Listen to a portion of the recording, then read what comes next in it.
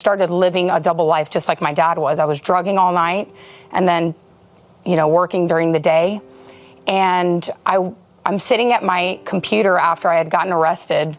I'd gotten arrested for drug possession, and I was out on bond, and a man comes up to me, taps me on the shoulder, and he says, "I have a word from the Lord for you." And I knew he was kind of like a part-time pastor, and I'm like, a word from the Lord? Like, I don't even know what that means. Like, I'm an atheist, or at least I believe I am. And he says, "We have prayer meetings every day on the 3rd floor, and I want to invite you out." And I was thinking, like, how would he have known that I was contemplating how to take my life that night? And I had a baby, and so I was like, I could hear this voice inside my head saying, "He'll be better off without you." And it was just like luring me, and I was like, I'm going to do this. And then I get the tap on the shoulder. I walk into this break room, and there's people pacing the floor praying like I had never seen before. I'd seen people pray the rosaries, but I had never seen people talk. If there is a God, I thought, these people have come face to face with him. And then they start putting their hands on me, and I'm like, this is really strange, when you've never been around this. And he opens up from the book of Jeremiah, and he says, this is a matter of life or death. And I have this thought of me dying in a car accident. I used to drive home drunk from the bars Monday through Monday, so that wasn't something unusual. That I believe that was what was next for me. That was like, there was a life preserver that was thrown to me in that moment.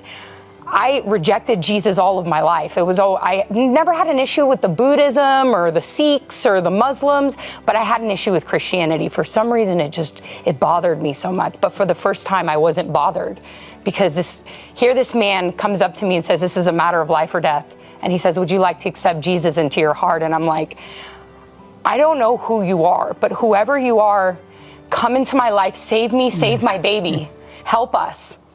And at that moment, I felt an infilling, something I had never experienced in my life. It's like I was looking, the peace that I began to experience in that moment, Betty, was something I was looking for in the drugs and in the alcohol.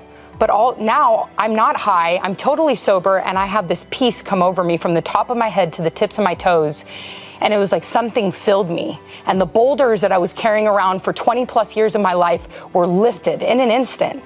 So when I say hope in 60 seconds, the enemy tries to feed us lies that it's never going to happen, that your kids are never going to come to the Lord, your marriage is never going to get restored.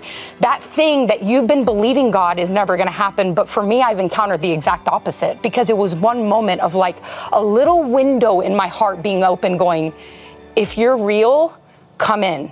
And when I always tell people this, that is the most powerful prayer anybody could ever pray, especially if they're kind of on the fence of believing if God is real or not. If you're real, reveal yourself to me, because it's like the Lord is like, oh, I've been waiting all your life for you to pray that prayer. Let me reveal my heart to you. Let me reveal my love to you.